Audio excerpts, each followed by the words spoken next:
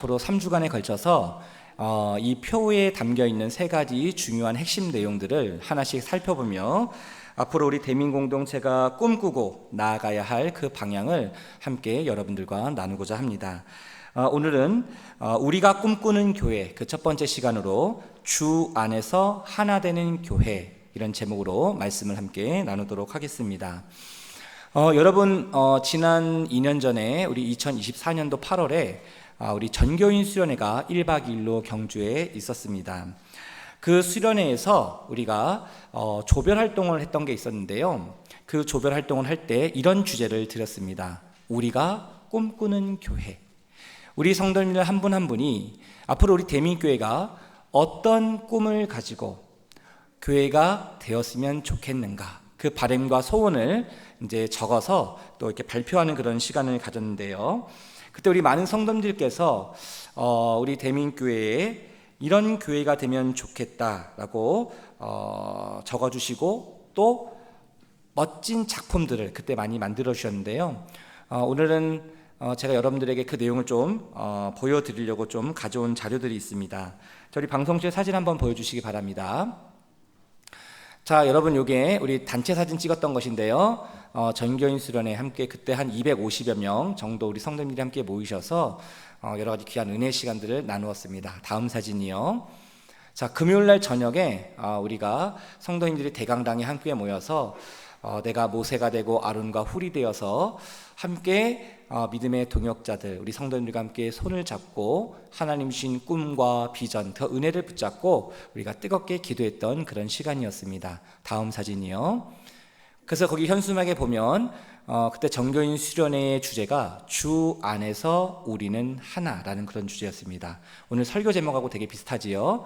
우리 성도님들이 함께 주님이 주신 그 은혜를 가지고 함께 기도하고 함께 중보하면서 귀한 하나님의 사랑을 함께 나누었던 그런 시간이었습니다. 다음 사진이요. 자, 그리고 이제 토요일 날 그 다음 날 오전에 우리 성도님들 한 조에 한 10명에서 15명 사이에 한 조가 되어서 우리가 꿈꾸는 교회, 어떤 교회가 되면 좋을지를 저 테이블 위에 있는 전지에 이제 이렇게 의견들을 함께 모아서 그런 것들을 적어보고 나누는 시간들을 가졌습니다. 그 가운데 2개 조가 했던 것들을 여러분들에게 좀 소개하고 싶은데요. 자, 그 다음 사진이요. 자, 여기 보면 한쪽에 우리가 꿈꾸는 교회라고 하면서 3개의 교회를 이렇게 적었는데요. 아름다운 교회로 건축되어 다음 세대에게 꿈과 희망을 주는 교회, 내 모습 그대로 서로를 사랑하는 교회, 주님이 인정해 주시는 교회. 참 멋진 고백이죠. 이 조는 이 3가지를 딱 이렇게 모아서 발표를 했고요. 그 옆에 있는 조는 이렇게 이야기했습니다. 김해 지역에 좋은 소문이 나는 교회, 아이들의 웃음소리가 그치지 않는 교회, 1년 내내 혼인 잔치집 같은 교회. 그러면서 예수님 나무에 그 조 성도님들 이름을 저 가지에 나뭇잎을 붙여놨습니다. 근데 저는 몰랐는데요. 이번에 저 자료를 다시 한번 보면서 저기에 저도 같이 있었거든요. 제 이름이 나뭇잎에 있는데 제 이름이 엉뚱하게 기록되어 있는 겁니다. 네, 여러분 보이십니까? 여기 보이시는군요. 가까운 데서는. 제 이름을 김태준 목사님이라고 이렇게 기록을 해놨습니다. 누가 저걸 적으셨는지 모르겠지만 여러분 제 이름을 잘 기억하셔야 됩니다. 제 이름은 김준태 목사입니다. 그래서 여러분 기억해 주시고요. 아무튼 그 당시 우리 많은 성도님들께서 하나님이 주시는 꿈을 가지고 함께 뜨겁게 기도하고 함께 나누었던 그런 시간이었는데 2년이 지난 이 시점에 하나님께서 2026년도 새해를 시작하면서 다시 한번 우리 대민공동체에 이런 꿈을 품게 하시고 우리 온 성도님들이 올해 주신 표처럼 주 안에서 함께 지어져가는 거룩한 성전이 되기를 함께 믿음으로 고백하며 선포하며 나아갔으면 좋겠습니다. 그래서 여러분, 제가 송구영신 예배 때 여러분 이 표를 모션으로 한번 알려드렸는데 3일 정도 지났거든요. 여러분 기억나십니까? 예, 2명 대답하셨습니다. 기억나신다고. 여러분, 그때 제가 모션으로 한번 해드렸는데 주 안에서 함께 지어져가는 거룩한 성전. 자, 주 안에서는 두 손을 이렇게 원으로 만들려고 그랬죠. 우리가 주 안에 있을 때 우리는 행복하다고 이제 말씀을 드렸죠. 그리고 함께 지어져가는은 손을 이렇게 두 번을 딱딱 쳤다고 그랬습니다. 함께 지어져가는. 그리고 거룩하는 기도선, 그리고 성전은 교회 지붕, 성전. 예. 여러분 기억나십니까 이제? 자, 한번 해볼까요? 자, 주 안에서, 자, 시작. 주 안에서 함께 지어져가는 거룩한 성전. 다시 한번 시작. 주 안에서 함께 지어져가는 거룩한 성전. 자, 하나님께서 이 땅 가운데 하나님의 나라를 이루어가기 위한 선물로 우리에게 주신 귀한 기관들이 있죠. 한 기관은 교회이고 또 한 기관은 가정입니다. 다시 말하면 주님의 몸된 교회는 무엇인가? 이 땅에 하나님의 나라를 이루어가기 위한 하나님의 꿈이라는 거예요.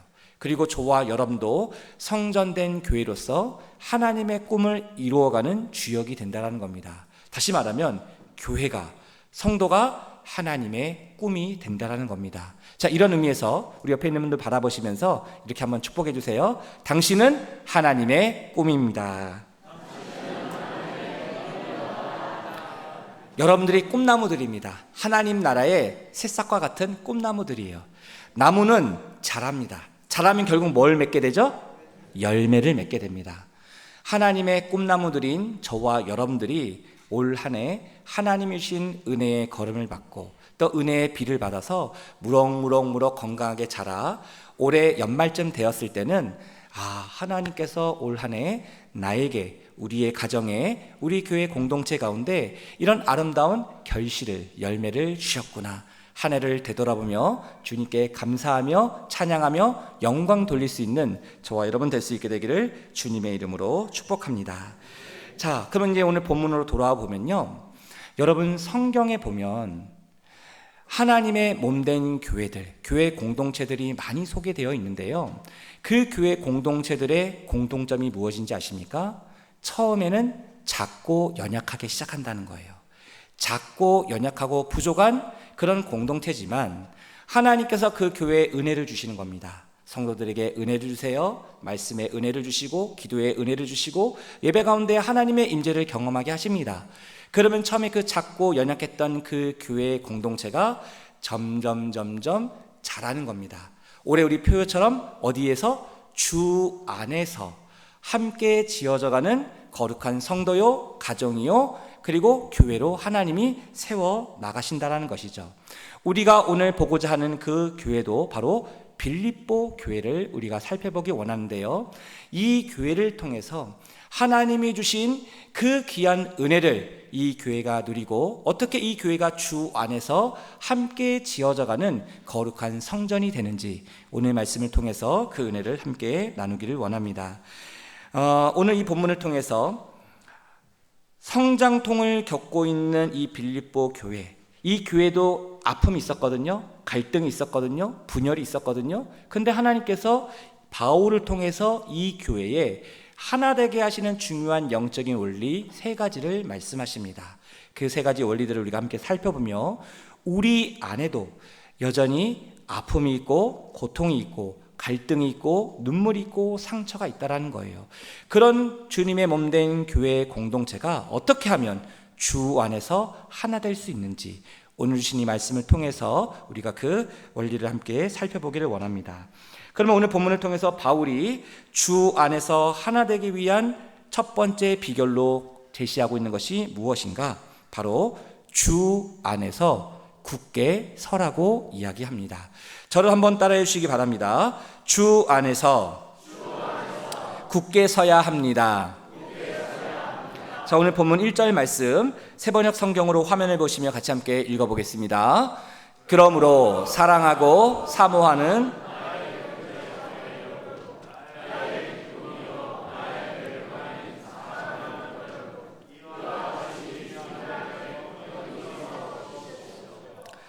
여러분, 이 빌립보 교회는 어떤 교회냐면 사도 바울이 2차 전도 여행을 할 때에 그가 마게도냐 지역, 오늘로 말하면 유럽 지역인데 바울이 처음으로 유럽 땅에 가서 개척했던 교회가 바로 이 빌립보 교회입니다. 그러니까 바울 입장에서 보면 이 빌립보 교회가 얼마나 애틋하겠습니까? 유럽에 가서 첫 번째로 개척을 한 교회니까 얼마나 의미가 있겠습니까? 이 이후에 이 빌립보 교회 성도들이 바울이 어디를 가든 항상 바울을 위해서 중보하는 겁니다. 그리고 물심양면으로 바울의 선교 사역이 위축되지 않도록 끊임없이 후원해 주는 거예요. 우리로 따지면 남아공, 캄보디아, 일본 선교사님에게 우리가 후원하고 기도하는 것처럼 이 빌립보 교회 성도들이 바울의 선교 사역을 위한 중요한 동역자로, 후원자로 이들이 쓰임을 받았다라는 겁니다. 그러니까 1절 말씀에서 이 바울이 빌립보 교회 성도를 향해서 뭐라고 얘기해요? 여기 보니까 사랑하고 사모하는 나의 형제들이여, 당신들은 나의 큰 기쁨입니다. 당신들은 나의 면류관입니다. 나의 영광입니다. 큰 축복입니다. 지금 바울이 이렇게 이야기하는 거예요. 여러분, 지금 이 빌립보서를 쓰는 이 편지를 쓰고 있는 바울은 어디 있었냐면 차디찬 어두운 로마 감옥에 있었습니다. 감옥에서 이 바울이 그 빌립보 교회 성도들 향해서 편지를 쓰고 있는 거예요. 여러분, 감옥에 있으니까 얼마나 힘들겠습니까? 얼마나 외롭겠습니까? 얼마나 고통스럽겠습니까? 이제 내가 언제 죽을지 모르는 거예요. 언제 사형 판결이 나올지 모르는 겁니다. 내일 나오게 될지, 일주일 뒤에 나오게 될지, 한 달 뒤에 나오게 될지, 언제 나올지 모르는 거예요. 이런 상황 속에서 바울은 이 빌립보 교회 성도들에게 편지를 쓰면서 뭐라고 얘기하는 거예요? 빌립보 교회 성도들만 생각하면 너무 기쁜 거예요. 너무 감사한 거예요. 그러니까 그런 상황 속에서도, 그런 감옥의 어두움 속에서도, 그의 인생의 깊은 절망 속에서도 빌립보 교회 성도들만 생각하면 마음의 위로가 되는 겁니다. 기쁨이 오는 겁니다. 감사가 넘치는 겁니다. 그런 존재가 바로 이 빌립보 교회 성도들이었어요. 근데 어느 날 이 빌립보 교회에 소식이 하나 들려오는데 가슴 아픈 소식이 들어옵니다. 정말 나의 눈에 넣어도 아프지 않을 이 성도들, 이 빌립보 교회 공동체가 어느 날부터 갈등이 생기고 분열이 일어나서 흔들리고 있다라는 안타까운 소식을 듣게 된 거예요. 그래서 부랴부랴 이 바울이 그 감옥에서 편지를 쓴 겁니다. 지금 어려운 가운데 있는 이 빌립보 교회를 위해서, 그 성도들을 위해서 어떻게 하면 이 어려움을 극복해 나갈 수 있을 것인지, 그것을 제안하기 위해서, 대안을, 해결책을 제시하기 위해서 이 빌립보서를 썼다라는 것이죠. 그래서 이 바울이 가장 먼저 어떤 권면을 하는 거예요? 주 안에서 굳게 서십시오. 이렇게 첫 번째 권면을 합니다. 왜 이 권면을 했을까? 다시 말하면 어떤 사람이 어디에 서 있는가가 중요하다라는 거예요. 내가 어디에 뿌리 내리고 있는가가 중요하다라는 거예요. 내가 어떤 자리에 서 있느냐가 내가 지금 속해 있는 그 공동체를 하나 되게 하느냐, 나누어지게 하느냐, 중요한 분수령이 된다는 겁니다. 내가 사람 앞에 서 있을 때 우리는 실망하게 됩니다. 낙심하게 됩니다. 왜요? 사람은 변하기 때문에 그래요.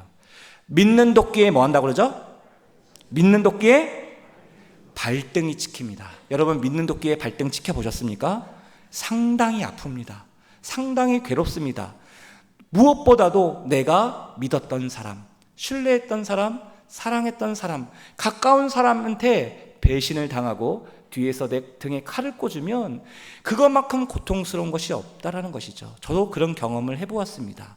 그래서 사람은 믿을 대상이 아니라 사랑할 대상이라는 것이죠. 우리가 믿을 대상은 오직 하나님 한 분밖에 없다라는 겁니다. 지금 이 빌립보 교회 공동체에도 그 믿었던 사람들이, 충만했던 사람들이, 열심히 봉사했던 사람들이, 은혜 가운데 있었던 사람들이, 바울과 함께 과거에 복음에 헌신했던 그런 사람들이 이 빌립보 교회를 흔드는 분열과 갈등의 원인이 되었다라는 거예요. 우리도 언제든지 누구나 예외 없이 이 빌립보 교회의 유디아와 순두개가 될 수 있다는 거예요. 2절에 나오거든요.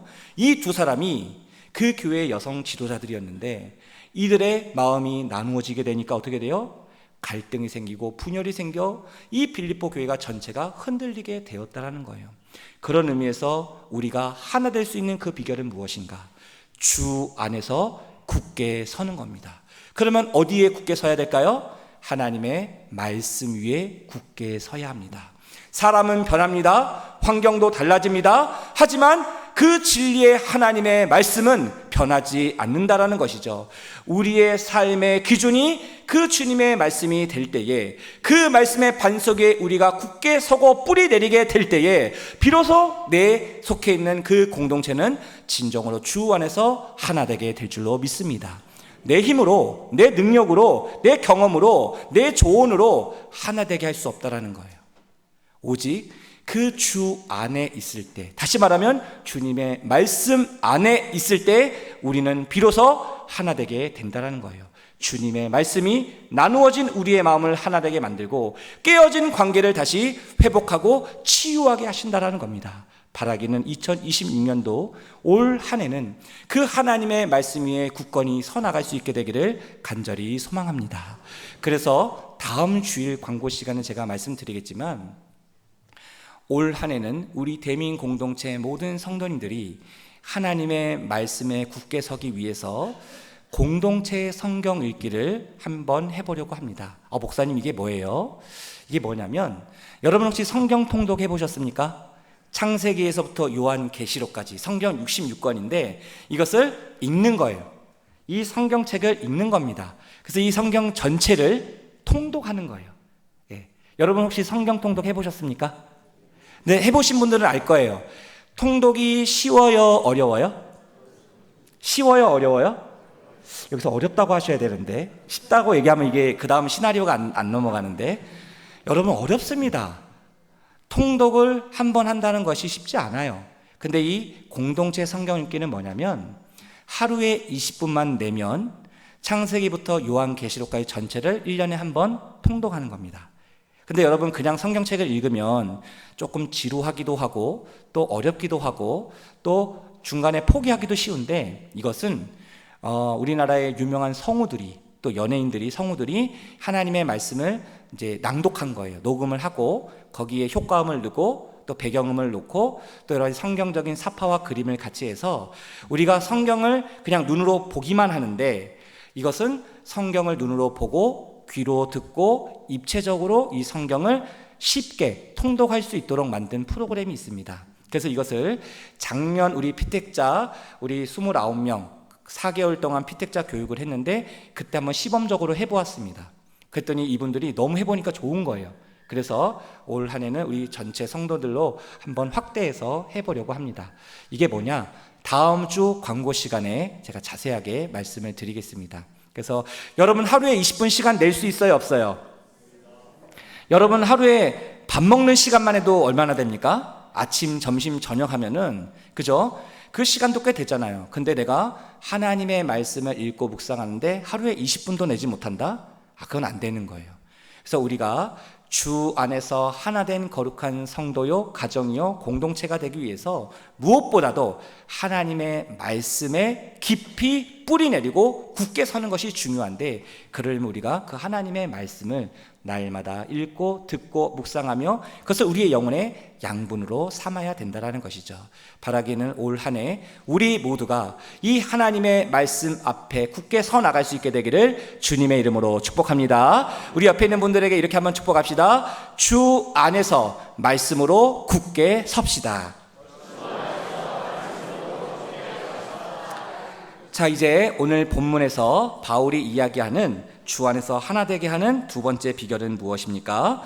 주 안에서 같은 마음을 품으라 라고 바울은 권면합니다. 자, 저를 한번 따라해 주시기 바랍니다. 주 안에서 같은 마음을 품어야 합니다.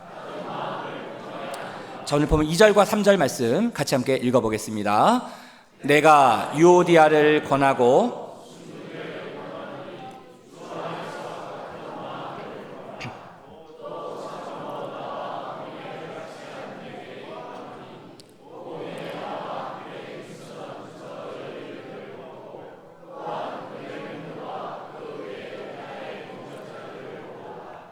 그 이름들이 생명책에 있느니라.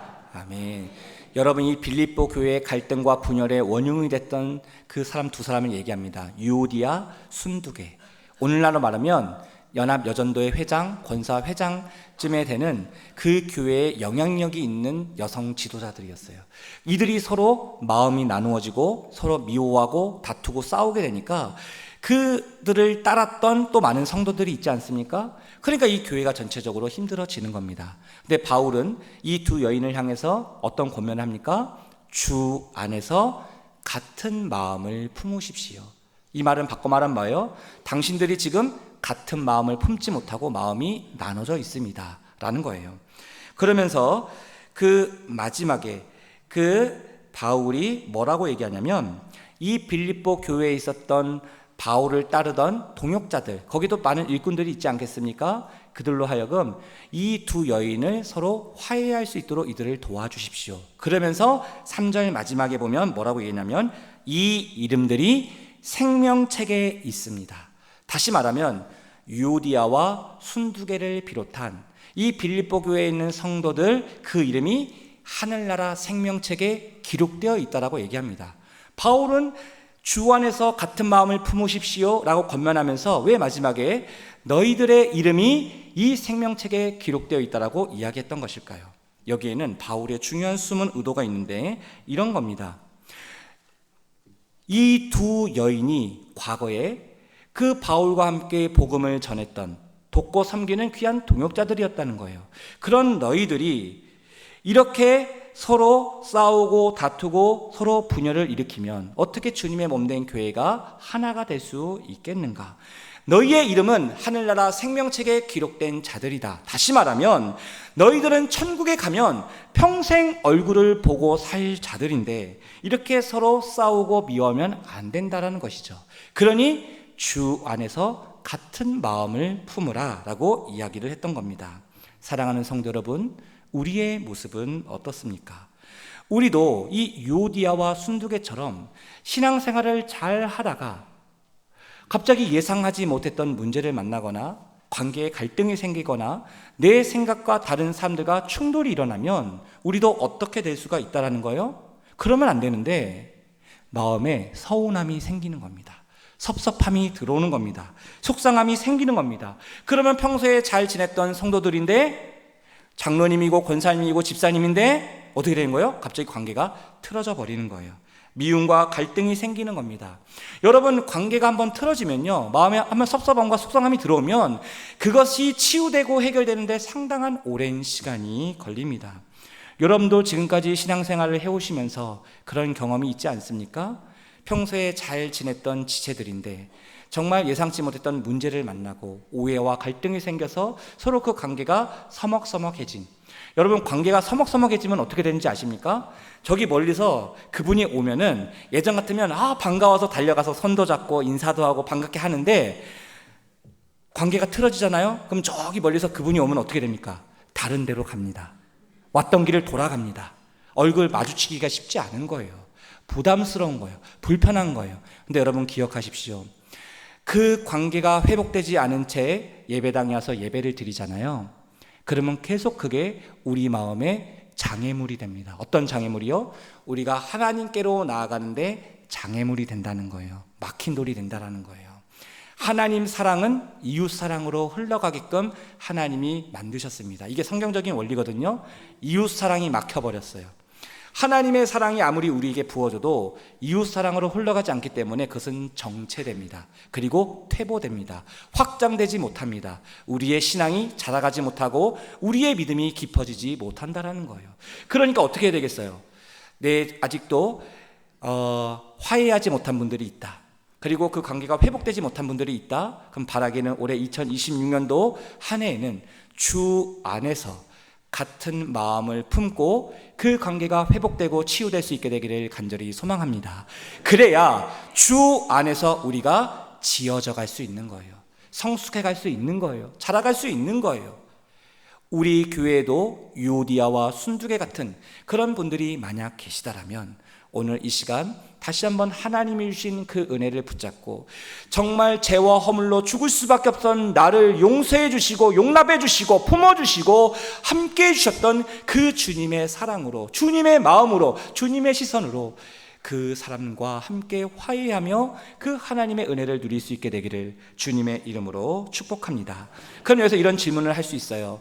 주 안에서 같은 마음을 품는데 그러면 어떤 마음을 품어야 되는가? 이미 바울은 빌립보서 2장 5절에서 이렇게 이 마음을 표현하고 있습니다. 자, 우리 빌립보서 2장 5절 말씀 같이 함께 읽어보도록 하겠습니다. 너희 안에 이 마음을 품으라. 곧 그리스도 예수의 마음이니. 아멘. 여러분, 주 안에서 같은 마음을 품으라. 그럼 어떤 마음을 품어야 된다는 거예요? 누구의 마음을?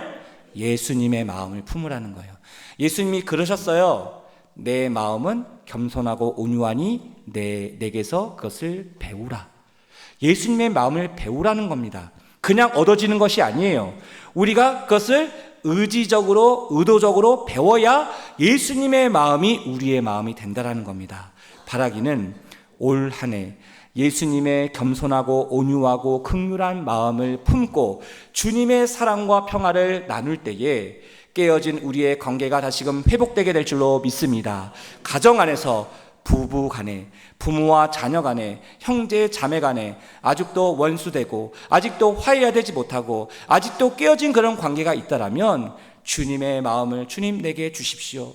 주님의 마음이 내게 임하게 되면 내 안의 심장이 그리스도의 심장이 되고 그리스도의 맥박이 뛰며 주님의 시선으로 그 사람을 바라보며 주님이 주신 심정으로 다시금 그 놀라운 하나님의 은혜가, 하나님의 평강이, 하나님의 치유가, 하나님의 샬롬의 역사가 우리 가정 가운데 있게 하여 주시옵소서. 이 귀한 은혜가 우리 모두 가운데 임할 수 있게 되기를 주님의 이름으로 축복합니다.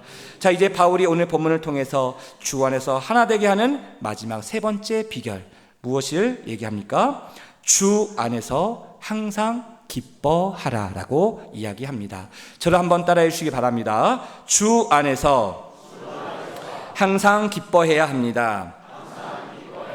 자, 오늘 본문 4절과 5절 말씀 같이 함께 읽어보겠습니다. 주 안에서 항상 기뻐하라.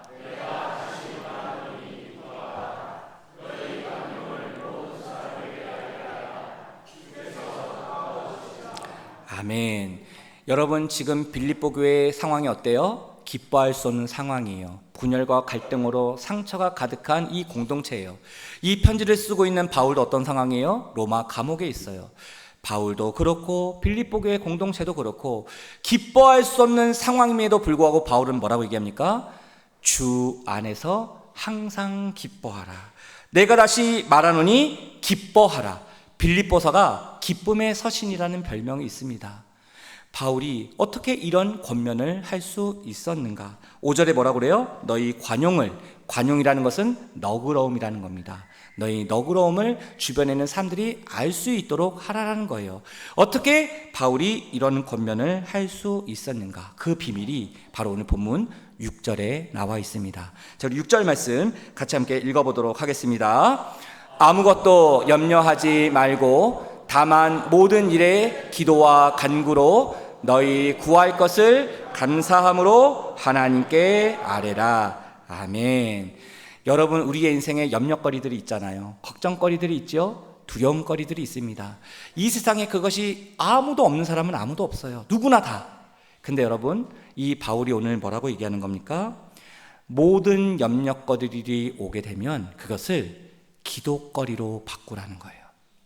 염려가 왔어요. 걱정이 왔어요. 두려움이 밀려왔어요. 올해도 그럴 겁니다. 그런 상황에 이거 어떻게 하지? 어떻게 해야 되지? 고민하고 갈등하지 말고 그런 염려가 오면 하나님께서 나에게 새로운 기도거리를 주셨구나. 기도 숙제를 주셨구나. 그렇게 생각하고 그 하나님 앞에 기도하라는 거예요. 여러분, 염려가 많아지면 기도가 사라지게 됩니다. 약해져요. 반대로 기도가 많아지면 염려가 줄어들고 사라지게 된다는 것이죠. 기도와 염려는 서로 반비례하기 때문에 사도 바울은 오늘 본문에서 뭐라고 그래요? 너희가 아무것도 염려하지 말아라는 거예요. 염려거리가 있어도 염려하면 나에게 손해가 된다는 겁니다. 염려가 왔으면 염려하지 말고 오직 모든 일에 기도와 간구로 너희 구할 것을 어떻게 아뢰라? 감사함으로 아뢰라. 어떻게 감사할 수 없는 상황인데 감사함으로 하나님께 구하라는 거예요? 그렇게 하면 하나님이 놀라운 축복의 은혜를 주신다는 건데 그 은혜가 무엇이냐? 바로 오늘 본문 7절입니다. 자, 7절 말씀 같이 함께 읽어보겠습니다. 그리하면 모든 지각에 뛰어난 하나님의 평강이 그리스도 예수 안에서 너희 마음과 생각을 지키시리라. 아멘. 그리하면 염려가 와도 감사함으로 하나님께 아뢰면 모든 지각에 뛰어난 하나님의 평강이 그리스도 예수 안에서 너희 마음과 생각을 지키시리라. 우리의 마음이 불안해요. 두려워요. 염려와 걱정이 있어요. 그런 우리의 마음을 어떻게 해주신다는 거예요? 그 하나님의 평강으로 가득 채워주신다는 거예요. 하나님의 평강이 우리 가운데 임하면 어떻게 됩니까? 놀라운 기쁨이 주어진다는 거예요. 우리 마음속에 있는 모든 염려를 다 몰아내고 하나님 주시는 평강과 기쁨 가운데 거하게 된다는 것이죠. 사랑하는 성도 여러분, 올해 2026년도 한 해에는 오늘 주신 이 말씀처럼 우리가 어떻게 우리의 가정을, 우리의 일터를, 우리의 교회 공동체를 주 안에서 하나 되게 할 수 있는가? 올 한 해도 변함없이 우리에게 염려거리들이 올 겁니다. 근심거리들이 올 거예요. 우리를 두렵게 만드는 그런 많은 문제들이 인생의 폭풍우가 우리에게 몰아칠 겁니다. 그럴 때 어떻게 우리가 이 모든 것을 이기고 극복하고 승리할 수 있는가? 하나 될 수 있는가? 바로 오늘 이 바울의 권면의 말씀처럼 우리가 어떻게 하는 거예요? 주 안에서 믿음으로 굳게 서는 거예요. 주 안에서 예수의 마음을 품는 거예요. 주 안에서 항상 기뻐하며 그 하나님의 평강이 그리스도 예수 안에서 우리의 마음과 생각을 지킬 수 있도록 우리가 부단히 노력하고 애쓰고 주님 앞에 나아가는 겁니다. 그럴 때 저와 여러분, 우리의 가정과 우리의 공동체가 진정으로 하나님 안에서 하나 되게 하시는 그 귀한 은혜를 누리게 될 줄로 믿습니다. 이 귀한 은혜가 우리 모두 가운데 임할 수 있게 되기를 주님의 이름으로 축복합니다. 기도하겠습니다.